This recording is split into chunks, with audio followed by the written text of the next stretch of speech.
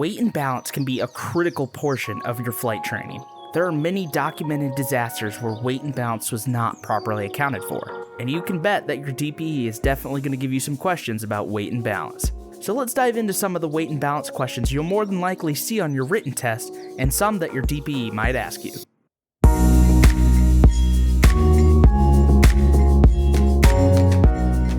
Let's start off easy with this question that asks us to determine the moment with the following data. We're given the empty weight, which also includes its moment. We're given the weight for the pilot and front passenger, but not the moment.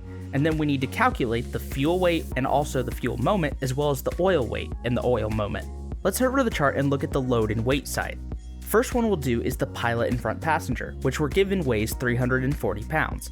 We'll simply follow up the weight side up to 340 and then trace over until we hit the pilot and front passenger black line. Once we hit that, we'll go straight down and we'll find the moment, which appears to be about 12.6. Next, we're going to calculate the fuel. It mentions in the chart that it wants the standard tanks, not the long distance tanks. So if we look at the note, it says that the standard tanks are 38 gallons. So we'll go straight down from 38 gallons and we'll find the moment to be at 11. The final one is the engine oil, which thankfully they did all the hard work for us. The weight is 15 and the moment is negative 0.2. This question is quite simple because we don't need to calculate the CG, all we need to do is total the moment.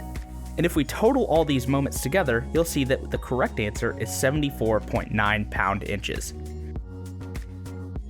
Let's take a look at another question about weight and balance. This question in particular used to throw me off when I was doing my private training. If 50 pounds of weight is located at point X and 100 pounds at point Z, how much weight must be located at point Y to balance the plank? I like to look at this question as a simple math equation. Pretend your fulcrum is an equal sign. In order to be balanced, both sides have to equal the same weight. So we can create a simple equation like this to calculate it out.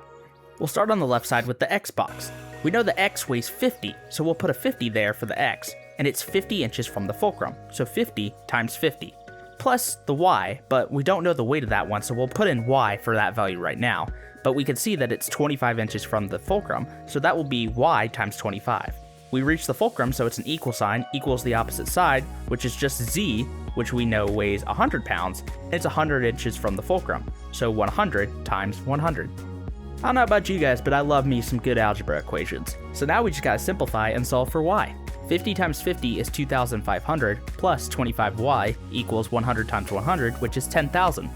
We'll subtract 2,500 from both sides and get 25Y is equal to 7,500, and then we'll simply divide both sides by 25.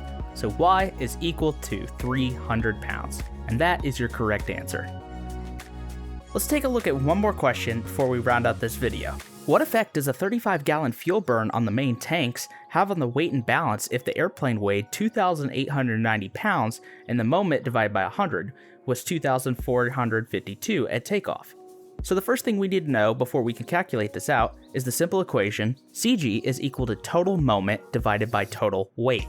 We're essentially going to take the 35 gallons of fuel and determine what the moment was for it, and then subtract it from the total moment and weight. So the first thing we'll do is calculate the weight of this fuel. We know that 1 gallon of fuel weighs 6 pounds, so if we multiply 35 times 6, we'll find that 35 gallons weighs 210 pounds. If we open figure 32 and take a look at the usable fuel chart, we can see that the main wing tank's arm is 75. With that, we can calculate out the moment for the fuel. Knowing the equation CG is equal to moment divided by weight, we can start plugging in numbers. The CG in this case is the arm, which is 75, so 75 is equal to the moment, which we don't know, X, divided by the weight, which in this case we do know, 210. Through the power of some more algebra, we'll multiply both sides by 210, and we'll find that the moment is 15,750.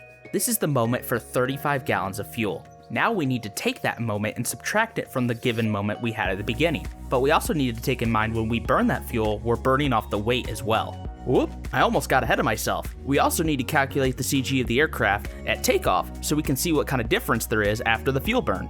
If we take the moment and multiply it by 100 to get our actual moment, 245,200, and divide it by the weight, which is given as 2,890, we'll find that the CG is 84.8. Now we just need to subtract the moment and the weight of the fuel that we calculated. So if we subtract 15,750 from 245,200, we'll find the moment to be 229,450. Then we also need to subtract the weight of the fuel, 210, from 2,890, which gives us 2,680. Now we just calculate out the CG again. 229,450 divided by 2,680 gives us a final CG of 85.6. We can see that the CG of 85.6 is greater than 84.8. This means that the CG is moving aft of the airplane. With this knowledge, we can easily answer the question. We know the weight was reduced by 210 pounds because that's the weight of the fuel burn, and then we learned that the CG was moving aft. So there's the correct answer. Weight is reduced 210 pounds, and the CG is aft of limits. Weight and balance can be a lot of math, and most people don't like math, but it can be an important life-saving procedure that can help you determine if your aircraft is within its safe operating limits. We really hope that you guys are enjoying our private pilot training videos. If you guys have any suggestions or any videos you'd like to see us make, or any topics you're struggling with, be sure to let us know in the comments and we'd be happy to make them and talk about them. Until next week, thanks again for watching, and we'll see you guys in the next video.